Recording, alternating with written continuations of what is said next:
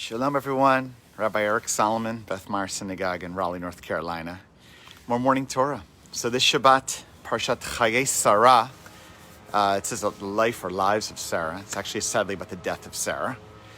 But I want to go and focus on another part of the Torah portion of the week, which is this famous line that God blessed Abraham, bakol, in everything or with everything. And this line, as he was getting older and he was blessed with everything, or in everything, the word bracha in the Torah can definitely mean a sense of contentment or joy or feeling blessed by God. But often the Torah blessing, bracha, is directly related to kind of the giving of the land or the produce of the land, that one will benefit kind of materially. That God, when someone is blessed, it definitely can have a context that they have been materially blessed. So when it says Abraham was, Baba Yamim, he had come old in age, he had reached many years, a zaken, he had become someone maybe with a beard, an elder, a sage, and he was blessed in everything. You're left to sense it Abraham's made his whole life, he's done everything, he's got it all. It reminded me of this line. I remember when I was in college, there was a popular bumper sticker that mocked American society. Says, maybe you remember this one, said, the one who dies with the most toys wins.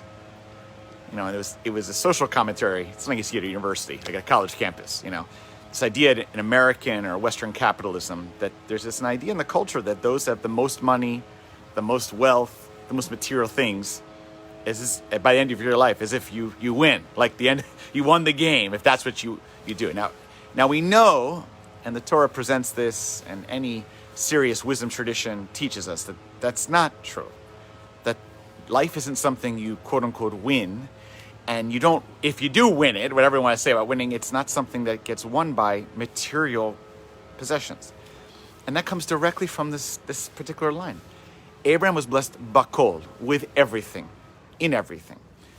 But immediately right after that, it tells a story of what he does at that moment. If he's blessed with everything, if he technically has everything he wants, if he's at the end of his life, he's looking back and saying, I achieved, then what does he do next? He sends out his servant.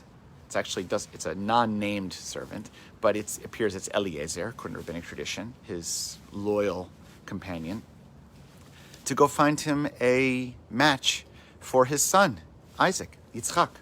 He sends him back to where he's originally from, to say, find someone for my child. I want him to be happy. And he really is devoted to Eliezer from a social class perspective as his servant. But he is really, you can tell from the Hebrew, from the blessing, from how specific the directions are that Abraham gives to Eliezer, how important this is to him. Abraham's worried. Abraham's scared. Abraham may have everything materially, may even have a close relationship with God, followed God, but he doesn't have everything when he worries that his child is not going to be happy. There's a famous line, you're only as happy as your most unhappy child. It's right here from the Torah portion. It really comes to remind us, which is just a classic, it could be trite, but it's true.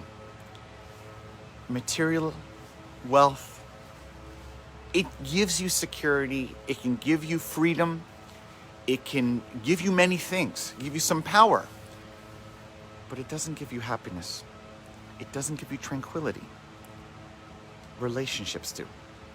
And in fact, we, human beings, can have many things materially, but be very unhappy.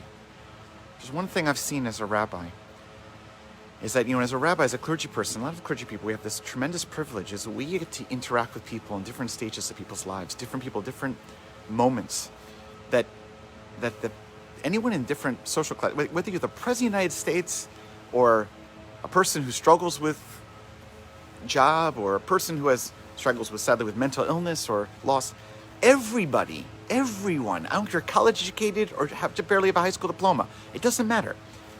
All of us struggle with basic human concept. What's the meaning of my life?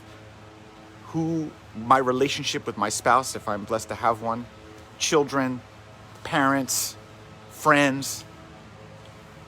No one gets out of life, no matter how much bakol you have, without struggling with those basic questions of mortality, of sickness, of health. Everyone does. And in fact, we have to rely on others, no matter how much money or power you have. I don't care if you're Jeff Bezos. At some point, you need to deal with divorce, sadness, depression, death, illness, relationships, family.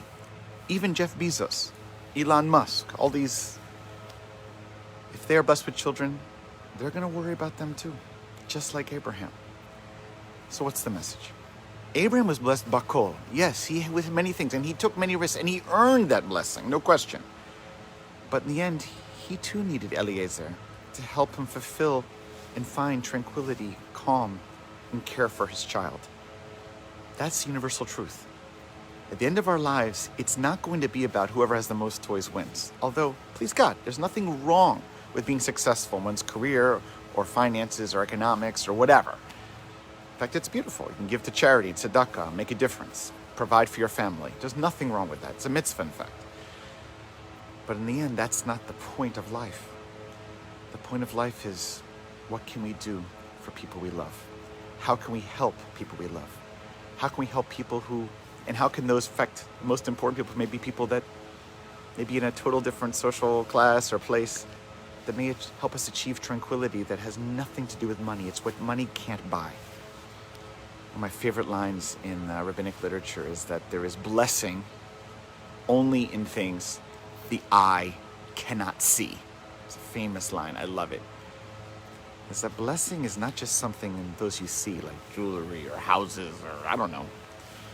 It's in things you cannot see, like love, satisfaction. Those things, it's not about being materially blessed. It's about something deeper spiritually. It's about people helping us to achieve that, no matter how much we have materially. Wish everyone a Shabbat where we focus on, retreat it back away from just material growth, production, and focus on the blessings that the eye cannot see, but we all can feel. Shabbat Shalom. May it be a blessing-filled Shabbat.